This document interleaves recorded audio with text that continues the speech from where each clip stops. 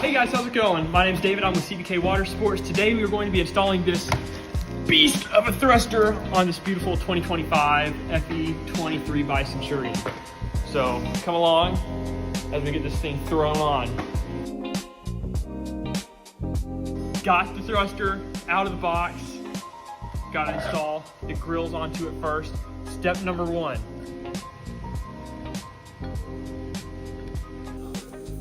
Step number two, choose your location of installation. So, I'll be putting this where every other thruster usually is, underneath the swim step, right next to the actuator for the smart plate. Right here. Step three, we have assembled the 3D kind of model of the thruster so we can properly position it and then get our measuring estimates for where we need to install it. So, based off other boats that we have in the showroom, I went and determined I will be trying to install the plate about 1.5 inches above the top of the actuator plate and about 5 3/8 inches over from the center of that plate to the center of the thruster plate. I will also be using a dry erase marker to just kind of mark the line and the different holes where I need to be drilling, so that way you can wipe it off later, but also keep all your measurements aligned. So I already got 4 holes drilled into the transom of the boat. So now we can mount the thruster up to the back. So I will now be feeding the wires through the hole for the main shaft and then applying some sealant to each of the bolts on the threading to ensure that it'll be watertight once it is installed. All right, so we went on ahead and mounted up our thruster motor to the back of the boat. Pretty straightforward process with this. It does definitely help having a second set of hands for this step. Have somebody inside of your boat who is putting the nuts on the back side of these hex bolts just so you can get them started, and then you can tighten it up yourself, or it does help to have another person holding the nuts still on the inside as well. Then I also went through and laid just kind of a small little bead of silicone around each of the bolt holes, and it seems to be sealing off very well so far. So yeah. Okay, so I am filming this next step after I had already finished it, but it's going to be removing the actual shifter module from the boat and installing the new shifter handle. I found this one to be the most irritating part of the process, but it's still not too terribly bad if you know what you're doing.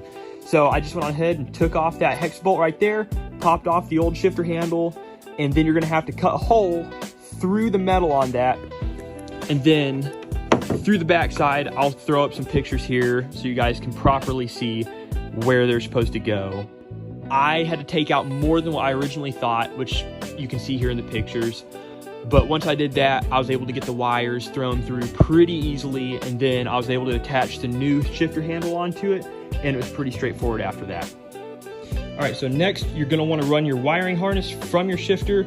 I ran it back over here. I also have the end of the wiring harness for the iBox. I'm gonna be mounting the iBox kind of in the back of the boat over here, and then I have the wire ran all the way around here underneath kind of the gunnel area.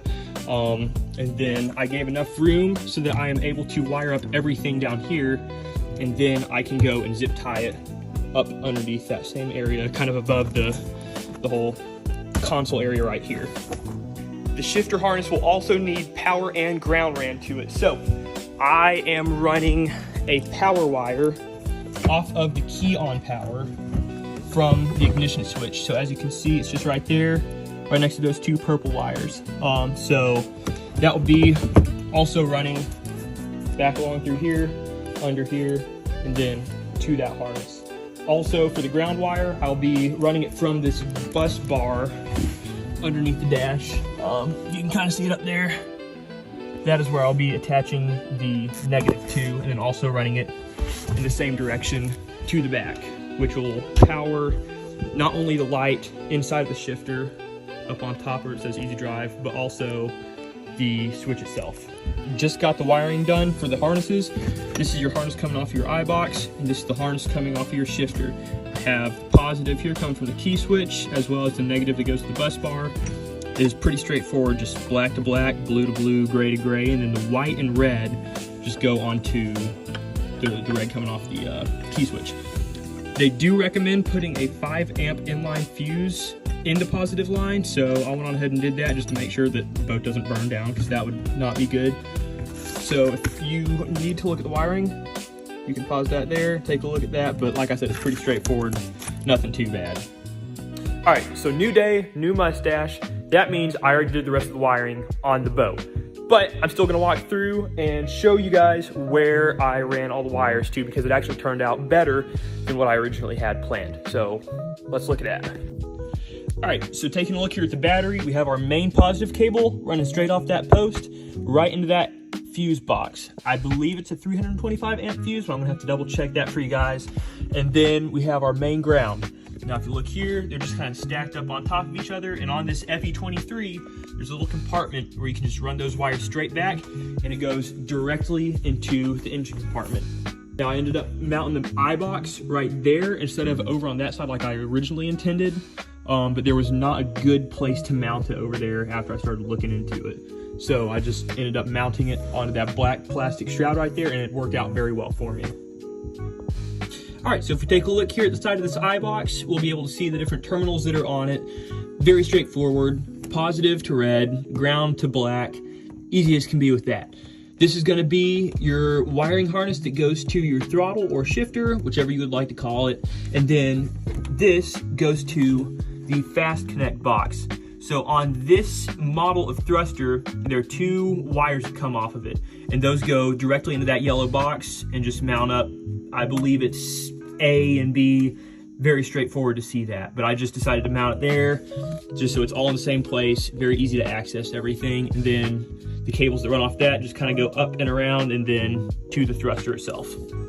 So after you've ran all your wires, you can come back up here, make sure to turn your battery switches on, and where I have the wiring harness for this tied into the ignition switch, it should turn on whenever I turn the ignition switch on, which, as you can see there, it did.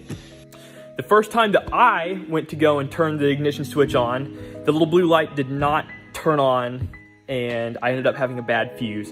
So if that doesn't turn on for you guys, that would be my first place to look at, and it was just in that wiring harness that is kind of tucked up under here. Very simple fix, turned on just fine afterwards.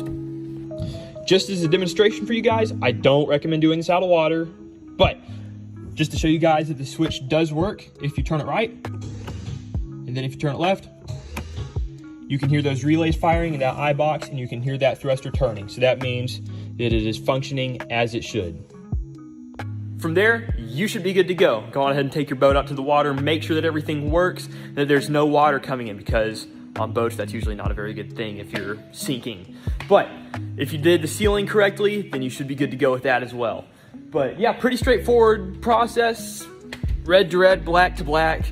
Worst thing is gonna be your shifter here. That was the most aggravating part for me, but still nothing awful. But yeah, if you guys have any questions, please feel free to reach out to us or ezDrive. They can probably help you better than we can, since we're not the engineers that actually designed this product. So yeah, thank you guys for watching, and have a great rest of your day.